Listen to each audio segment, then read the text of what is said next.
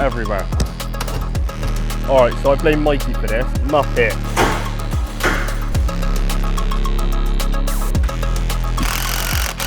What the? Alright guys, I f***ed up here. Yeah, it's embarrassing. Alright, first test start.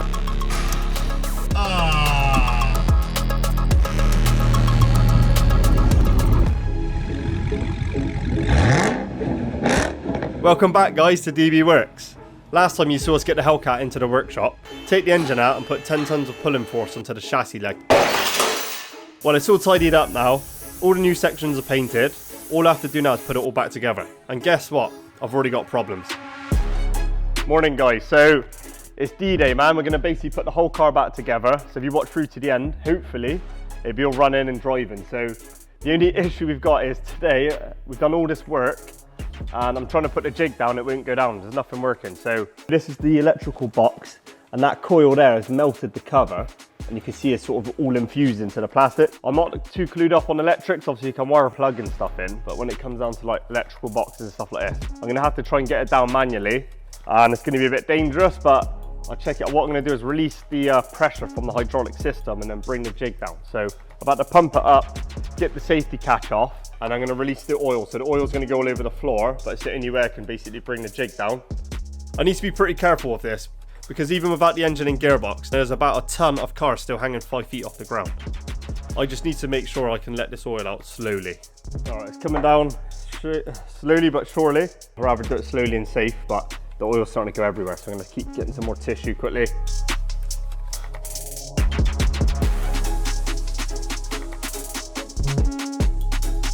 I'm getting loads of oil on the floor, but the HELLCAT is coming down. Oil everywhere. That's down all the way. Alright, as you can see, it's looking pretty sick now. Like, I've got the shiny bit on the top to match that top piece. Done all the patchiness around here as well, as you've seen in the previous video, and now we've got all the sound deadening in the front of the bulkhead. So I've put a lot of wax all everywhere as well now, so cavity wax, sprayed it inside all the holes, and I've put some interior pieces back in as well. So put like the pedal box and everything in. So I want to get the dashboard in because it's just easier to slot it in across with the door off. So if I put it on a 2-poster, you can't open the door and you can't get it dashing. So what I want to do is as well, because it's on the jig, you can't slot the engine underneath, so you can see the jig's in the way. So what we'll do is get the dashboard in and any other little bits, and then what we'll do is put it on the ramp, and then we can slot the engine underneath. So hopefully it'd be that easy. But yeah, I can't wait to just hear it start up again, know what I mean? And then just make sure it all lines up properly, so that'd be pretty sick. So yeah, let's get on to the next stage. Getting the dash back in is fiddly. There are so many wires. Before I start that, I want to get the brake lines back on. This is the easy bit, because all the lines are rigid, so they can only go in one place. And now for the dashboard. I took loads of pictures as we were taking it apart, so we should be able to get everything back together how it was. This is the tricky bit. All the plugs look exactly the same, even the wire colours are the same. And it turns out, I shouldn't have to be doing this anyway. Alright, so I blame Mikey for this. Look at this. So I've just got all the wires back in. But all we had to do was that. Muppet.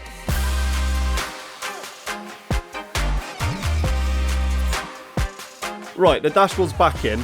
Now we're going to put the subframe on to help us get it off the jig. It'll have to come off again later anyway to get the engine back in.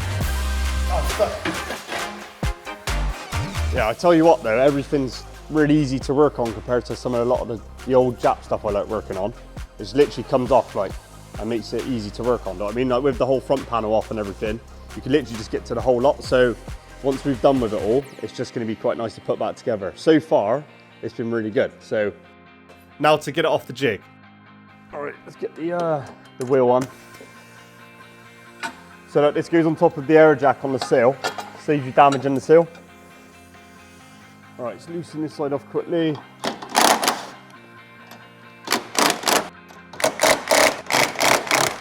Yeah, just want to get the back wheels on, so then once it's down, I can raise the front up, lift it and then slide it off the jig. I put the rest of the ramps on as well then.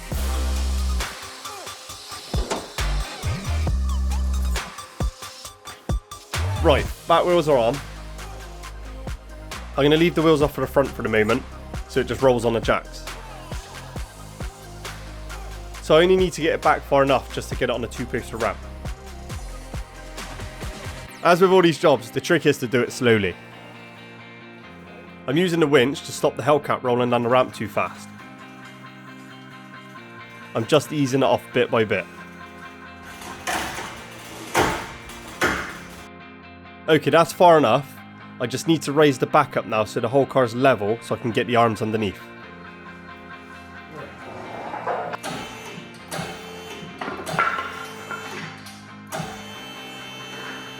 Guys, I always give it a shake test just to make sure it doesn't fall off the ramp. Hey, got the flipping feedback. Subframe back off again, and let's get the engine back in. It's the same job as getting it out, but in reverse.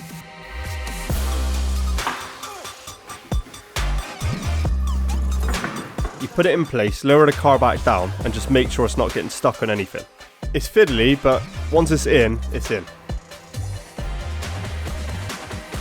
Alright, so this is my plan of action. So what I've done is I've put the bolt through here. You can see the hole for the leg, but it's not lining up. So I'm going to just keep pushing everything back a little bit, and then hopefully I can get the bolt started, because you've got to think, if I get that in, we've got quite a lot of thread space to sort of just get it into place, because then I've got to get the prop shaft put back onto the gearbox. So I've just checked this side, and I've noticed the bolt hole's actually lined up with it. So hopefully you can get it through. Oh, it lined up. Oh yeah, look at that. All right, I've just put it down a bit further, so hopefully it's got hard done with one hand. Oh, I was just hoping it just catch. All right, a little bit more, a little bit more. It's a lot closer, it's not touching, but hopefully there's going to be enough thread. Perfect, yeah, that's it's bottomed out in there, so if I wind this in.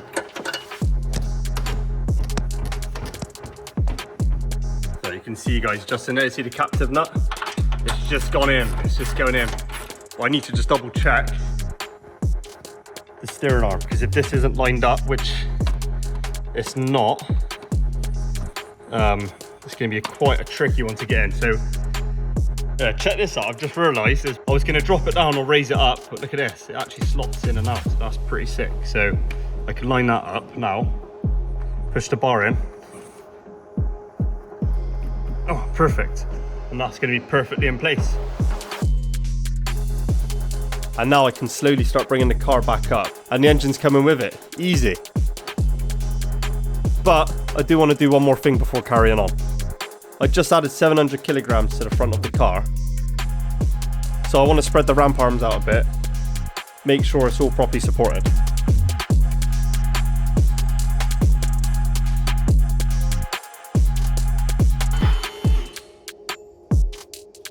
Alright, it's looking pretty sick, man. So as you can see here, I've just put the prop shaft in, it's just loose at the moment.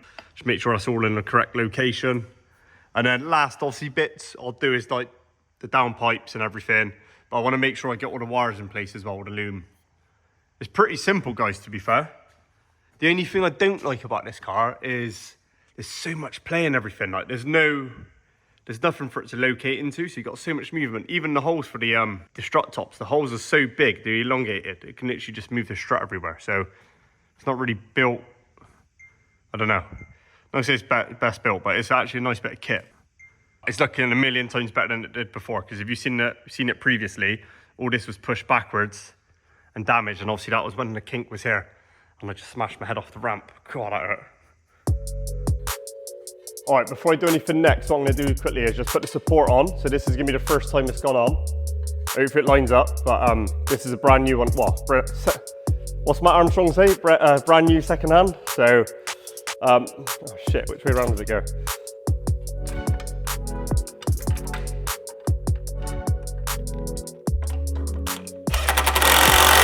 All right, so I'm going to get the prop shaft bolts back in now. The only issue is, once the prop shaft's bolted up, you can't move the car unless the ignition's on.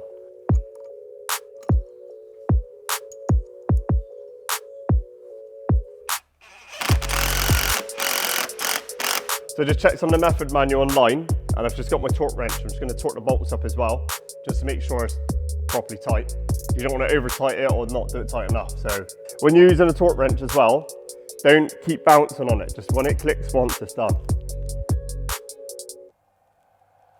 Like that, that's it. Don't start pushing it even further because you're over tightening it.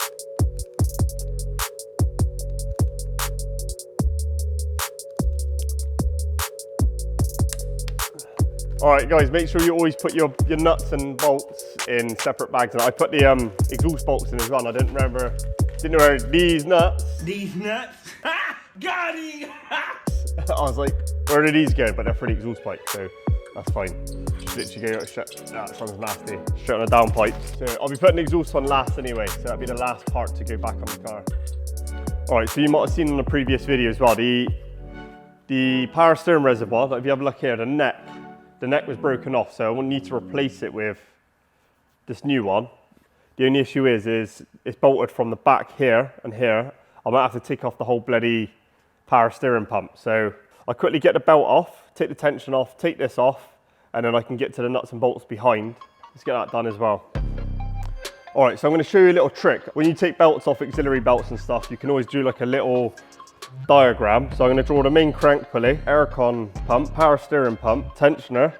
Shit, that's a lot of 1, 2, 3, 4, 5, 6, 7, 8. 1, 2, 3, 4, 5, 6, 7, 8. What the? All right, guys, I fucked up here. Let's scrap that. Start again. Round back here to this tensioner to there. So yeah, that's the shape of the belt. So it goes round that way. All right, that was ridiculous. Just take a picture of it next time. If you've got your phone, take a picture of it, and then you know where it goes. Yeah, that's embarrassing. All right, cut it. All right, let's get this back on. That's good. So what I'm going to do now is put the fuel rail back in.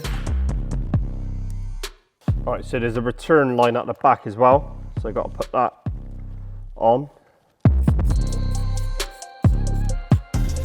Yeah, look, this is what I was on about, the playing the bolts. Look at that, look at the gap around it, it's crazy. When I'm doing a lot of Japanese cars, they usually fit almost flush with it, like tight. But you can imagine if this was a bit slack or anything, it's just going to keep moving that. But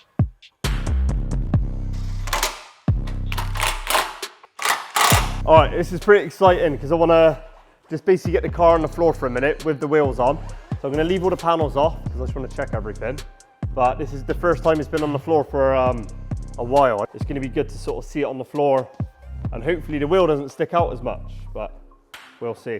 Right, these are big ass wheels. Yeah, these are 20-inch wheels, man. That's ridiculous. Yeah, buddy.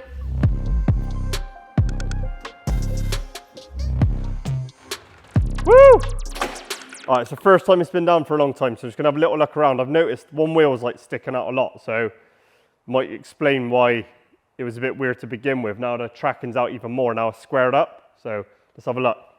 Yeah, if you have a look at this side, the wheel is like a nice and square, and this side is proper toeing out. You can't, I'm not sure if you see it, but really toed out, but it's looking a lot more square. So, all right, I'm just gonna give it its first test start a minute, just to see if it starts up.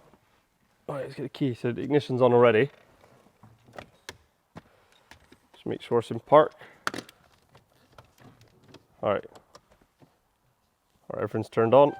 I put it in park. All right. I still need to bleed the brakes, but I just want to just do a little test start. It was never going to be that simple, was it, guys? But I reckon I know what the problem is. Sounds like the battery's flat. To be honest, that's pretty disappointing.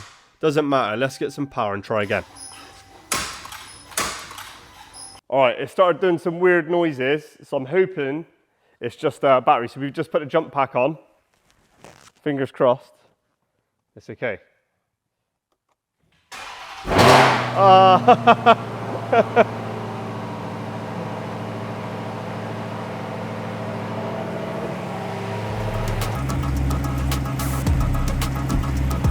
Yeah, it's good. No leaks so far. A bit of smoke, but it's just coolant. Guys, the only light that's on is the water for the washer jet. It's pretty good. The only thing I need to top up is the power steering, so I need to put some oil in there in a second. That's just coolant burning off. There's not even any engine lights on.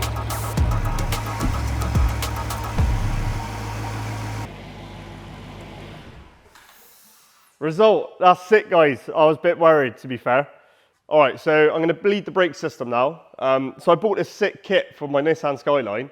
The thing is, when I bought it, so it's supposed to make my life easier, so it's like a pressure system. I bought this, comes with all the attachments. Guess what? You never find any with the one you actually need for the car. So it's a bit of a piss take because I haven't got one that fits this one either. So it's gonna have to do it old school, put it in there, pump it. I prefer doing it this way anyway, because you can obviously feel the pedal.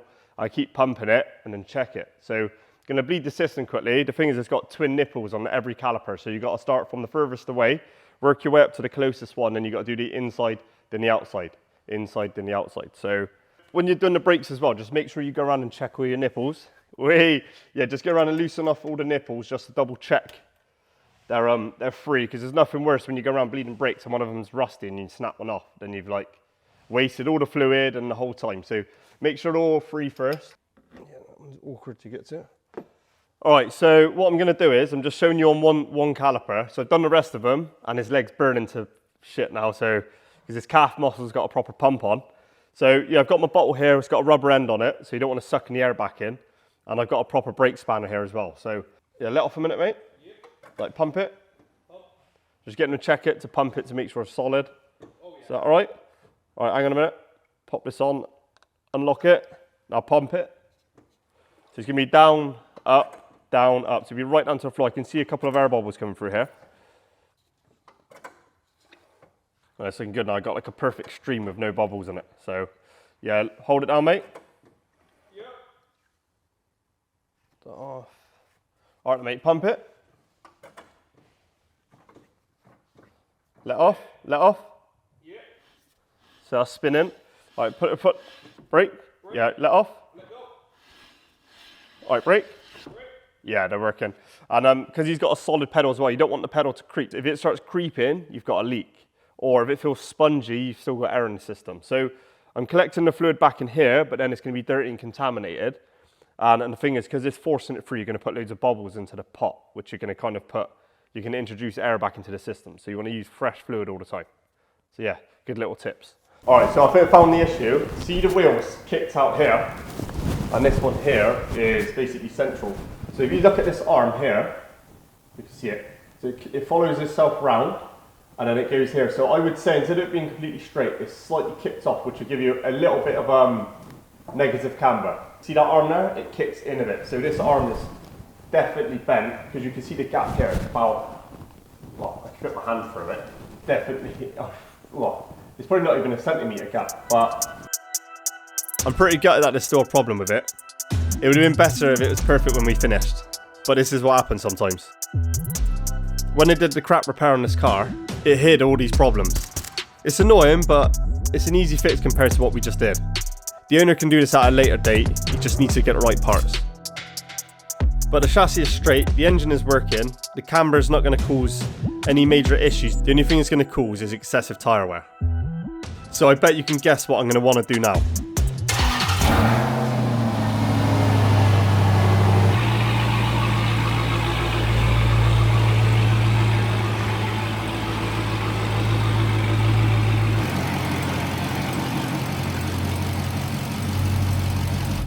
Feels good.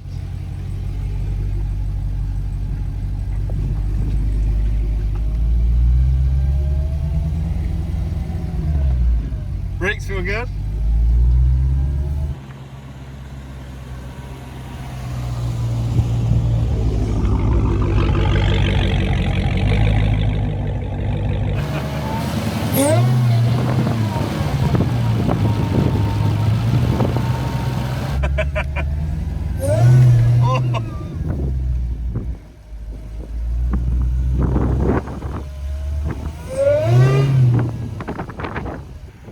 Nothing like driving a Hellcat round with no doors on, no windscreen to wake you up on a Friday morning.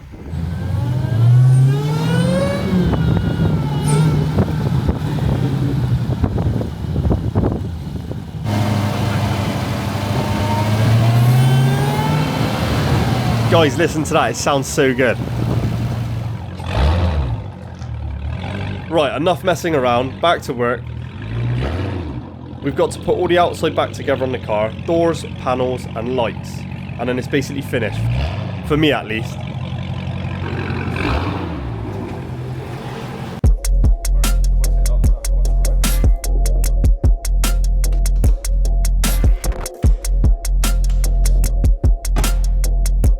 Oh, that's sick, man. Whew. Alright, just a little bit more adjustment, but that is shutting perfect before.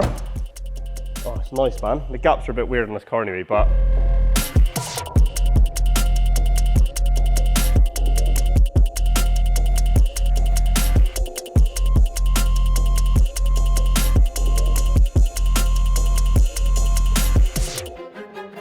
And just that, guys, it's ready to go. Engine's running perfect, and despite the dodgy paintwork, it's looking sick. Now it's done, I suppose I better give it a road test.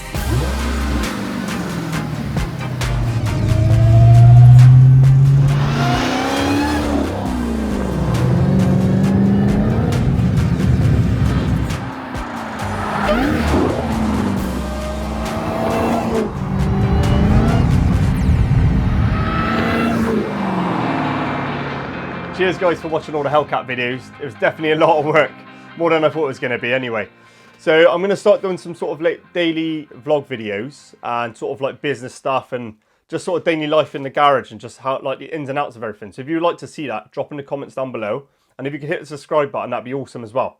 So winter's coming now, and we've just added some more stuff to the merchandise store. So this is the Work Build Inspire hoodie. So that's a little quote I made up ages ago, because I always think like, you want to work really hard, you want to build something, you want to inspire others. And that's how I've always felt. And it was my dream to have a business or a garage fixing cars. And that's where we got to here as well. This is my DB logo. And the first silhouette we had was terrible, man, honestly. So this is a lot cleaner. It's more of a brand logo. And yeah, it's my dream to have a business. And that's why I called it Dream Bodyworks. Cheers guys for watching the channel. I'm going to keep putting out loads of videos for you guys. I'll see you on the next one.